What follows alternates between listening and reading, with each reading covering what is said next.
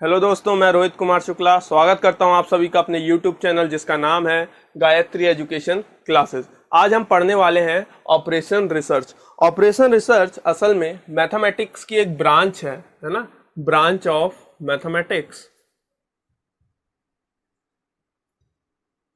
ये किसकी ब्रांच है? मैथमेटिक्स की। ये जो ब्रांच है किस चीज से डील करती है दोस्तों? तो ये डील करती है number 1 business related problem, business related problems के साथ, और दूसरा डील करती है मिलिट्री रिलेटेड प्रॉब्लम्स के साथ। ठीक है ना? तो ऑपरेशन रिसर्च अपने आप में मैथमेटिक्स की एक ऐसी ब्रांच है जो कि किसके साथ डील करती है? बिजनेस रिलेटेड प्रॉब्लम्स हो, मिलिट्री रिलेटेड प्रॉब्लम्स हो, इस तरह की चीजों के साथ डील करती है। अब उसमें भी हम ऑपरेशन रिसर्च में क्या टॉपिक है हमारा आज का? हमारा आज जो हमने टॉपिक लिया है वो है ट्रांसपोर्टेशन प्रॉब्लम, या फिर ट्रांसपोर्टेशन प्रॉब्लम मेथड, या फिर रूल, है ना। आप चाहे तो इसे प्रॉब्लम के आगे मेथड लगा लो या फिर रूल लगा लो, जो चाहे आप बोल सकते हो। अब ट्रांसपोर्टेशन प्रॉब्लम क्या होती है? तो देखिए दोस्तों, transportation problem it is a special case of linear programming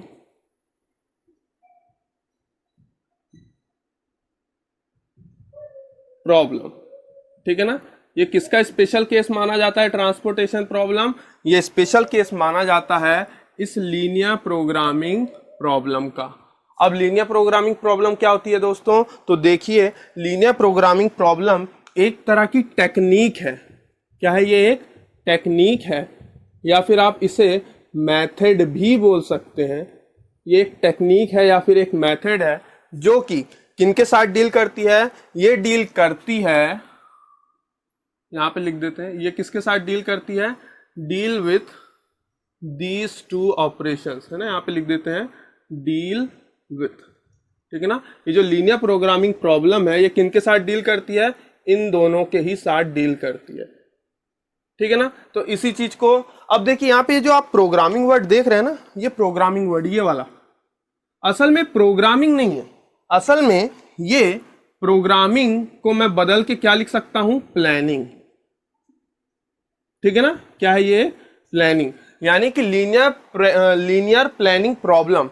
linear planning problem किससे डील करती है? ये डील करती है बिजनेस रिलेटेड प्रॉब्लम, या फिर मिलिट्री रिलेटेड प्रॉब्लम, या फिर मिलिट्री ऑपरेशंस बोल सकते हो आप। जाहिर सी बात जान सकते हैं कि मिलिट्री में जो ऑपरेशंस होते हैं उनमें कुछ प्लानिंग करनी पड़ती है, बिजनेस में भी हमें प्लानिंग करनी पड़ती है। तो असल में इसको हमने क्या नाम दिया है? प्लानिंग। लेकिन प्लानिंग जम नहीं रहा था, इसलिए प्लानिंग को बदल के हमने क्या कर दिया? एक प्रोग्रामिंग कर दिया। और प्रोग्रामिंग क्यों कर दिया गया है? क्योंकि जो हमें क्वेश्चन दिया रहता है हम उसे एक प्रोग्राम के रूप में बदलते हैं, एक टेबल के रूप में बदलते हैं, और फिर उसे सॉल्व करते हैं। इसलिए क्या होता है? ये एक लीनियर प्रोग्रामिंग प्रॉब्लम जो कि इन दोनों के साथ डील करती है। तो ध्यान से देखिए, हम पढ़ रहे हैं ऑपरेशन रिसर्च। ऑपरेशन रिसर्च एक मैथमेटिक्स की ब्रांच है जिनमें हम किनसे डील करते हैं? बिजनेस की प्रॉब्लम से और मिलिट्री प्रॉब्लम से, और भी बहुत सारी।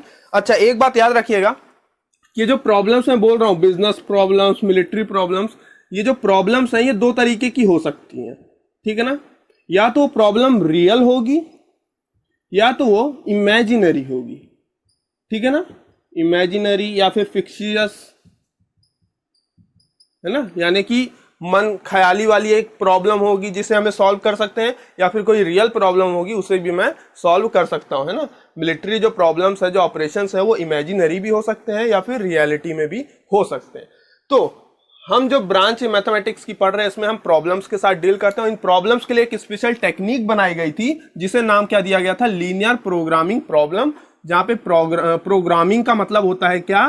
प्लानिंग। ठीक है ना? कोई चीज को प्लान करना। अब इसमें भी हम लीनियर प्रोग्रामिंग प्रॉब्लम का एक स्पेशल केस पढ़ रहे हैं दोस्तों, जिसका मैंने नाम लिख के रखा है ऊपर, ट्रांसपोर्टेशन प्रॉब्लम। तो अब आ जाइए ट्रांसपोर्टेशन प्रॉब्लम पे। देखिए इसके नाम से ही आपको समझ में आ रहा होगा कि ट्रांसपोर्टेशन प्रॉब्लम मेथड या फिर ट्रांसपोर्टेशन प्रॉब्लम रूल एक ऐसा मेथड है या एक ऐसा रूल है जो कि किस तरह के प्रॉब्लम्स के साथ डील करता है। प्रॉब्लम यानी समस्या, किस तरह की समस्या के साथ डील करता है? ट्रांसपोर्टेशन की समस्या के साथ डील करता है, ठीक है ना। अच्छा, दूसरी बात, इस ट्रांसपोर्टेशन प्रॉब्लम को मैं एक क्वेश्चन के माध्यम से आपको समझाऊंगा, लेकिन उसके लिए आपको मेरे साथ अंत तक बने रहना है, ठीक है ना। तो इस क्वेश्चन को जब हम देखेंगे तो आप और जल्दी समझ पाएंगे कि ये ट्रांसपोर्टेशन प्रॉब्लम है क्या। अब आइए पहले तो ये जान लें कि ट्रांसपोर्टेशन प्रॉब्लम या मेथड को सॉल्व किस तरह करें, क्योंकि हमारा जो मेन मोटिवेशन है वो तो ये है कि हम कैसे सॉल्व करें। तो आइए देखते हैं सॉल्व कैसे करते हैं, ठीक है ना। मैं ये मिटा देता हूं, इसकी अब अपने को जरूरत नहीं, ठीक है ना। तो देखिए दोस्तों, ट्रांसपोर्टेशन प्रॉब्लम में हमें बेसिकली कोई क्वेश्चन गिवन होगा, ठीक है ना। कोई क्वेश्चन गिवन होगा। क्वेश्चन अक्सर कैसे दिए रहते हैं? इस तरह लाइनों में लिखे रहते हैं, है ना, इस तरह लाइनों में लिखे रहते हैं। इस क्वेश्चन को मैं किस में बदल दूंगा? एक लीनियर प्रोग्रामिंग प्रॉब्लम में बदल दूंगा। लीनियर प्रोग्रामिंग प्रॉब्लम में बदल दूंगा। कैसे बदलूंगा? जो मुझे क्वेश्चंस में इंफॉर्मेशन दी होंगी मैं उन्हें एक अच्छे से बॉक्स में कलेक्ट करूंगा, जैसे कि इस तरीके का कोई बॉक्स बनेगा, है ना। यहाँ पे कुछ मटेरियल लिखा होगा, उस मटेरियल के यहाँ पे अलग अलग दाम, अलग अलग रेट, अलग अलग कंट्री के हिसाब से लिखे रहेंगे, है ना। यहाँ पे लिखा रहेगा उन कंट्रीज का नाम। तो मैं इसे एक लीनियर प्रोग्रामिंग प्रॉब्लम में बदल दूंगा। अब क्योंकि लीनियर प्रोग्रामिंग प्रॉब्लम का ये क्या कहलाता है? एक स्पेशल केस कहलाता है। तो इस स्पेशल केस में हम क्या करेंगे? इसको हम बदल देंगे एक टेबल के फॉर्म में। किसमें बदल देंगे? एक टेबल के फॉर्म में। आप टेबल फॉर्म बोल लें या फिर टेबुलर फॉर्म भी बोल सकते हैं, टेबुलर फॉर्म भी बोल सकते हैं। अब देखिए वो टेबल कैसी दिखेगी? वो टेबल कुछ इस तरह दिखेगी। उसमें कुछ रोज होनी चाहिए, ठीक है ना, कुछ रोज हो और कुछ कॉलम्स हो। ये मैंने बना दी कुछ रोज, ठीक है ना, और ये मैंने बना दिए कुछ कॉलम्स, ठीक है ना। आप देख रहे होंगे एक ये मैट्रिक्स के जैसा दिख रहा है, एक स्क्वायर दिख रहा है, ठीक है ना। अब देखिए इस मैट्रिक्स में भी हम क्या करेंगे? इसको मिटा देते हैं ना दोस्तों। इसको आप देख लीजिएगा कि हमने एक क्वेश्चन को लीनियर प्रोग्रामिंग प्रॉब्लम में बदला, फिर उस प्रॉब्लम को हमने एक टेबल का रूप दे दिया, ठीक है ना। तो ये मिटा देते हैं क्योंकि अब अपने को इसकी जरूरत नहीं है। तो अब देखिए इस तरफ हम क्या लिखेंगे? सोर्सेज, सोर्सेज बोल लीजिए या फिर ओरिजिन भी बोल सकते हैं, ठीक है ना। इस तरह हम क्या लिखेंगे? सोर्सेज या फिर ओरिजिन। इस तरफ हम लिखा करेंगे डेस्टिनेशंस, डेस्टिनेशंस। सोर्स या ओरिजिन हम इसका जो मतलब सप्लाई होगा उसको इस तरफ लिखेंगे ना। अब जैसे कि सोर्सेस को यदि हम ऐसा नाम दे दें 1 2 dot dot dot up to m, ठीक है ना, ये हमारे सोर्सेज हो गए। इन सोर्सेस की कुछ सप्लाई होती होगी, जैसे सोर्स 1 की सप्लाई हो जाएगी A1, सोर्स 2 की सप्लाई हो जाएगी A2, है ना। ऐसे ही डॉट डॉट डॉट यहां पे भी हम डॉट डॉट बना देते हैं अप टू AM, ठीक है ना। ऐसी ये इसकी सप्लाई हो गई। इस सोर्स की ये इस तरफ हम लिखेंगे सप्लाई। और ये डेस्टिनेशंस जो है इनको भी मैं नाम दे देता हूं, जैसे कि 1 2 3, है ना, या फिर 1 2 dot dot dot up to n। ध्यान से देखिएगा ये जो नंबर्स हैं ये m तक गए हैं और ये नंबर n तक गए हैं ना। मैंने एक जैसे नहीं लिखे, आप एक जैसे मत सोचिएगा। ये m की सीरीज चल रही है और ये n की सीरीज चल रही है। अब देखिए इन डेस्टिनेशंस की जो डिमांड्स होंगी उनको हम नीचे लिखेंगे, ठीक है ना। नीचे जैसे मैंने लिख दिया यहाँ पे B1 B2 dot dot dot BM, ठीक है ना। ये हमने लिख दिया, ये n है, सॉरी, ये हमने लिख दिया। अब देखिए इसमें हो क्या रहा है, गौर से देखिए। यदि मैं इन सोर्स, है ना, ये आप देख लिए, इन सोर्सेस को मैं कह दूं वेयर हाउस, किसी कंपनी के क्या हो ये, यदि वेयर हाउस हो। देखिए वेयर हाउस एक स्टोरेज होता है। मान लीजिए आप कोई फैक्ट्री खोल रहे हैं ना, मान लीजिए आपने फैक्ट्री खोली है, अब आप बिजनेस करना चाहते हैं, आपकी जगह जगह दुकानें हैं, तो उन दुकानों में आप पूरा तो सामान रखेंगे नहीं, जाहिर सी बात है आपको कुछ स्टोरेज टाइप का चाहिए होगा, तो आप जगह जगह एक वेयर हाउस भी क्रिएट करेंगे। तो मान लीजिए जो सोर्स या ओरिजिन जिसको मैं कह रहा हूं क्या है? वेयर हाउसेज है। इन वेयर हाउसेज में जो सप्लाई अवेलेबल होगी यहाँ पे, है ना, या फिर स्टॉक अवेलेबल बोल सकते हैं इसको, स्टॉक अवेलेबल, यानी कि इन वेयर हाउसेज में कितना स्टॉक अवेलेबल है, मैंने उनको इस तरफ लिखा है। यदि सोर्स 1 है तो उसमें कितना अवेलेबल है स्टॉक A1, यदि सोर्स 2 है तो उसमें कितना अवेलेबल है A2, यदि ये है तो इतना अवेलेबल है, यदि M है तो इतना अवेलेबल है ना। ये सोर्सेज लिखे हुए हैं, उनमें इतना स्टॉक अवेलेबल है। डेस्टिनी का मतलब होता है शॉप्स, है ना, रिटेलर शॉप भी आप बोल सकते हैं, रिटेलर शॉप या शॉप। ये जो शॉप्स आपने अब जो खोली होंगी शहर में, भाई ये किस चीज के लिए खोली है? सोर्सेज, ये जो वेयर हाउसेज है किन के लिए खोले हैं आपने? इन शॉप्स के लिए खोले हैं। क्यों? ताकि ये जो वेयर हाउसेज हैं इन शॉप्स को सामान पहुंचा सकें। तो ये शॉप सामान क्या मतलब जो सामान है उनकी पहले डिमांड करेंगे तभी तो आप पहुंचाएंगे, है ना। तो इनकी जो डिमांड है उनको मैंने नीचे लिखा हुआ है, तो मैं यहां पे लिख देता हूं डिमांड्स बाय शॉप, ठीक है ना, डिमांड्स बाय शॉप। तो इस तरह मैंने लिखा। तो अब देखिए यहां पे जो मैं दूसरी चीज लिखने वाला हूं वो ये है कि यदि ये सोर्स 1 है तो सोर्स 1 से लेके शॉप नंबर 1 तक जो मेरे को ट्रांसपोर्ट का खर्चा होगा मैं उसको लिखूंगा C11। यहां से लेके यहां तक जो मुझे खर्चा होगा मैं उसको लिखूंगा C12, इसको लिखूंगा dash dash dash up to C1n।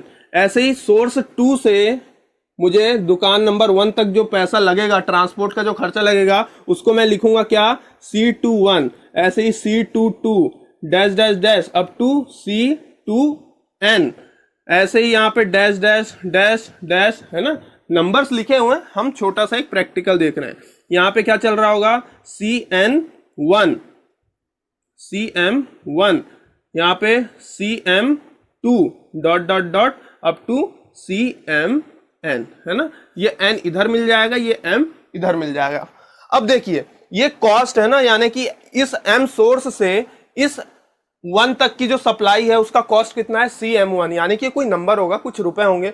मान लीजिए यहां से लेके यहां तक का पहुंचाने का खर्चा 15 रुपए, यहां से लेके यहां तक का पहुंचाने का जो खर्चा होगा वो 16 रुपए, है ना, ऐसा लिखा होगा इसमें। अब देखिए ये जो रोज एंड कॉलम्स हैं, ये रोज एंड कॉलम जैसे जैसे ये मिल रही हैं, जो आपस में एक दूसरे को काट रही हैं, तो एक छोटे छोटे डब्बे आपको दिख रहे होंगे। इन डब्बों को कहा जाता है सेल्स। इन डब्बों को क्या कहा जाता है? सेल्स कहा जाता है।